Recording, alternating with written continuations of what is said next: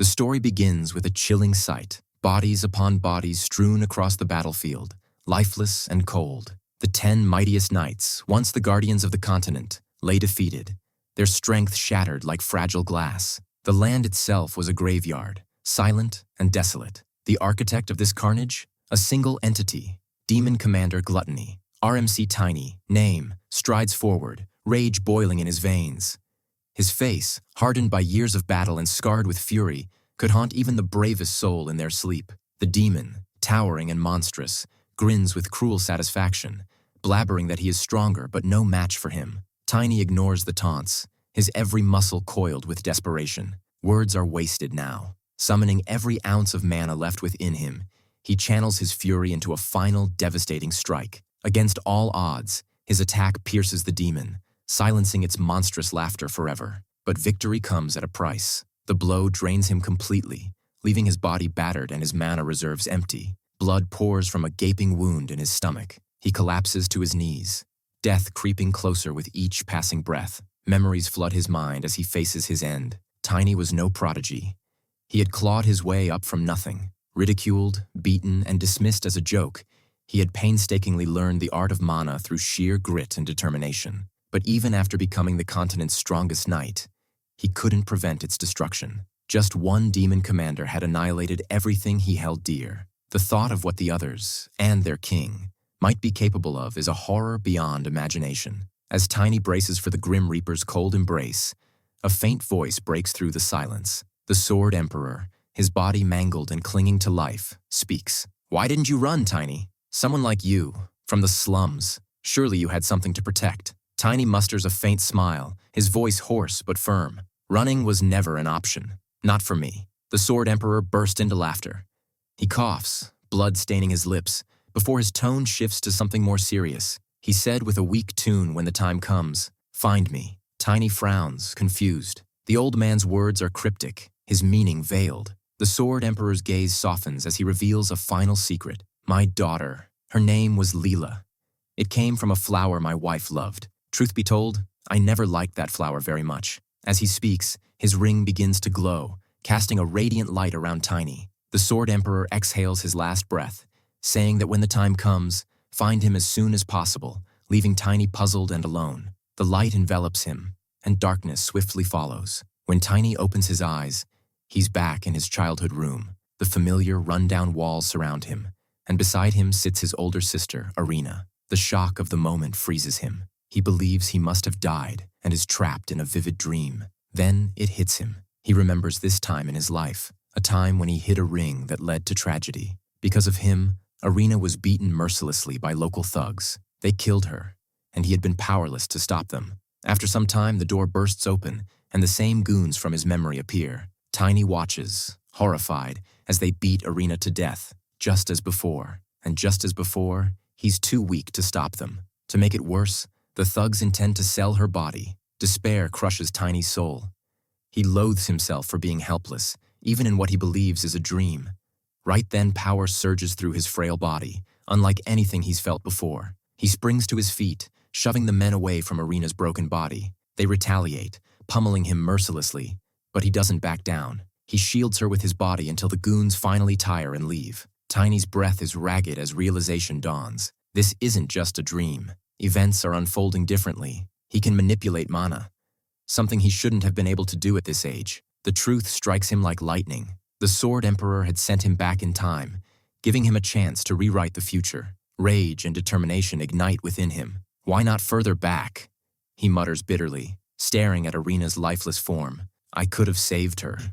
Bitterness swelling in his chest. He knows he can't undo the past, but he can at least give his sister the dignity she deserves. He clenches his fists, replaying the Sword Emperor's final words in his mind. "Find me." But vengeance burns brighter than any other thought. Before seeking answers, Tiny vows to take brutal revenge on Wolf, the man responsible for ordering his sister's murder. In his previous life, he had barely managed to kill Wolf by snapping his spine. A messy, desperate act. This time, he would ensure the man suffered properly. The first step is to arrange a funeral for Arena. The two of them were not connected by blood. All they had in common were the dark hair and eyes that marked them as outcasts. On this continent, their features were a stigma, making them targets of ridicule and harm. Arena, however, had always looked past the prejudice. She treated Tiny with kindness, telling him he reminded her of her lost younger brother.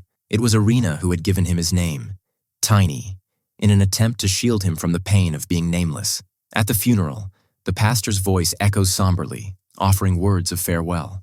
Arena's friend, Emma, watches Tiny closely, her gaze filled with suspicion. Something about him feels off. When she learned of Arena's death, she had brought food for Tiny out of sympathy, but the boy had eaten it all in front of his sister's corpse with a chilling indifference. To make matters more unnerving, Emma had witnessed Tiny's injuries healing unnaturally fast. Now, as he stands at the funeral with a calm, emotionless face, Emma wonders what's going on inside his head. Tiny, however, isn't lost in grief. He's resolute. Despair won't claim him. Not this time. Arena had always urged him to hold his head high, no matter how cruel the world became, and he intends to honor that advice. A month later, Tiny arrives at Wolf's lair, his lips curling into a cocky smirk. At the gate, he's met by the two thugs who had killed Arena. The sight of Tiny looking confident unnerves them. One of the men sneers and raises a hand to slap him, but Tiny catches it mid-air. With a sharp twist, he snaps the man's arm like a brittle twig, sending him howling to the ground.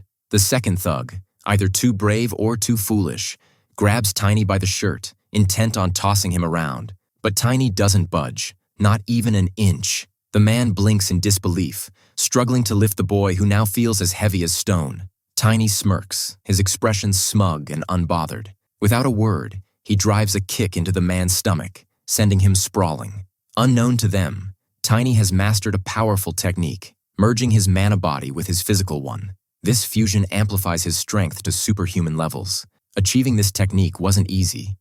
It required an insatiable appetite. Poor Emma had been the unfortunate victim of Tiny's newfound hunger, forced to provide him with meals that would make a glutton blush. Tiny silently thanks the thugs for their earlier brutality. Their beatings had left his body so broken that his newly awakened mana had found it easier to synchronize with the damage, unlocking his hidden potential. Grabbing one of the thugs by the leg, Tiny swings him like a ragdoll and hurls him into the doors of Wolf's building. The crash draws the attention of the goons inside. Armed and ready, they pour out in numbers to face the unarmed boy. Tiny doesn't falter. His eyes gleam with calculated rage as he picks up another thug and uses him as a human weapon, smashing through the crowd like a battering ram. One by one, they fall, groaning in pain as Tiny methodically clears the field. With the small fry dealt with, he stands amidst the wreckage, his smirk widening. "Bring out the Rander brothers, why don't you come down?" The Rander brothers smirk as they realize Tiny can manipulate mana. The greed in their eyes grows, thinking it's not every day they stumble upon a young mana user. Selling his corpse would fetch them a fortune. They leap down from their perch. Tiny, calm, without any care, he recalls a moment from his training with the Sword Emperor. The old man had berated him for using brute force techniques like swinging people as weapons.